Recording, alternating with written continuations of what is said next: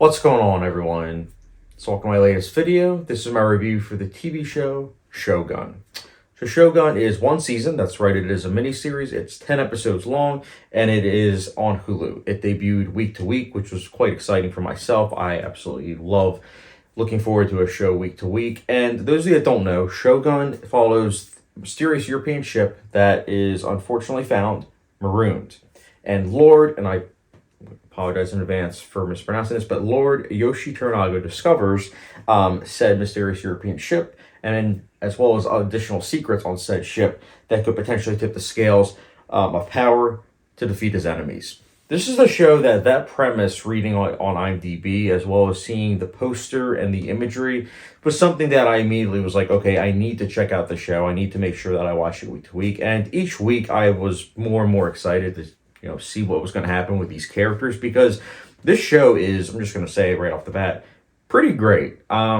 It's so refreshing to see a show that it does take from Game of Thrones in terms of like the scale. Like, you really get a sense of Japan. Like, the setting really comes to life through the cinematography. There's a lot of wide angle shots. You get to know these characters with their interactions with one another, but also their personal time, their downtime with one another. And that's something I also found to be fascinating too, is that with the characters, some of these characters do not speak the same language. So you get to see the importance of communication in this show. And I think that that's something that was also really interesting.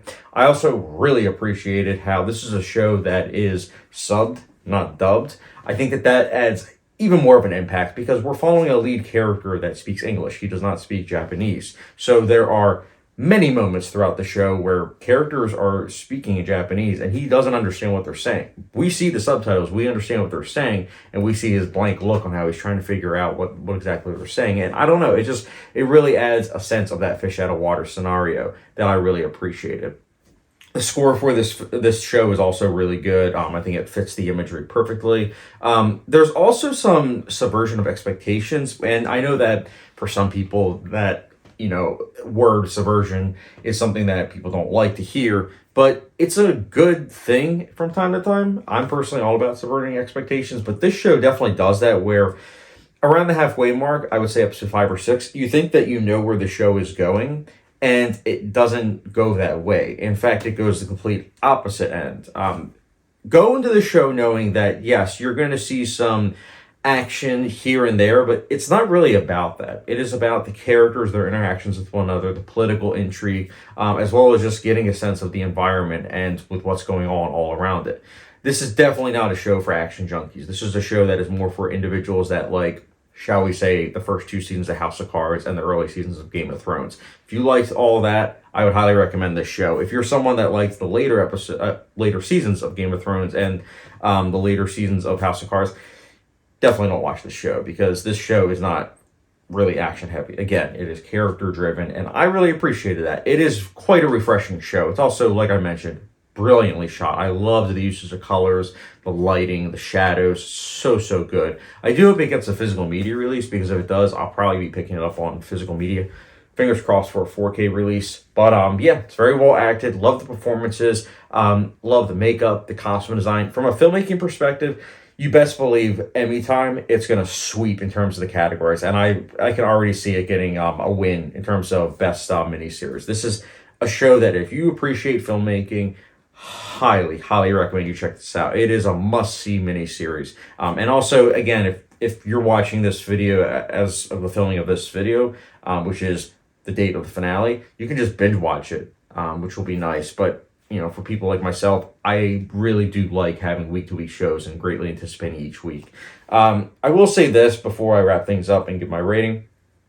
The ending will not work for everyone. I can say that right off the bat. But I liked it. I thought it really gave a sense of melancholy, but at the same time satisfaction, but not in the way that you think. Going into the episode, again, trying to be spoiler free, going into the episode, I thought that it was going to end one way, but it did not. It ended a different way, and I really liked that. So, again, not a show for everyone, but it is a show that I highly recommend. And that's why, for me, Shogun, I'll personally be giving a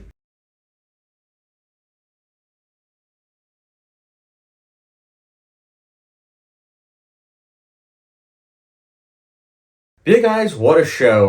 Like I said, I wanted to not spoil anything about the show. I just wanted to give, my recommendation because I feel like this show really isn't on that many people's radar, at least that I talk to. And it's a shame because this is must-see TV. If you like filmmaking, if you like character-driven shows, you must watch this. It is truly a sight to behold. And yeah. Oh, one other thing I forgot to mention: the visual effects in this show are also pretty good. I think they are handled really well, and it's great to see a show that has a lot of in-camera stuff whilst at the same time blending CGI mostly seamlessly. So yeah, Shogun, guys, did you watch it? If so, let me know if you liked it or not in the comment section below. And as always, I do appreciate you guys for watching. With the subscription, notification bell, follow me on Letterboxd, and I will catch you guys later.